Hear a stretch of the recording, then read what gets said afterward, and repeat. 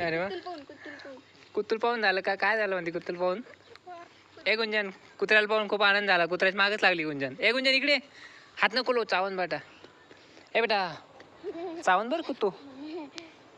गुंजनला खूप आनंद झाला कुत्र्याचे पिल्ले बघून. गुंजन तिकडे नको जाऊ, चावतं ते. तू हात लावशील ना, शेपूट गेपूट ओढशील तर चावून तुलते. इकडे ए गुंजन.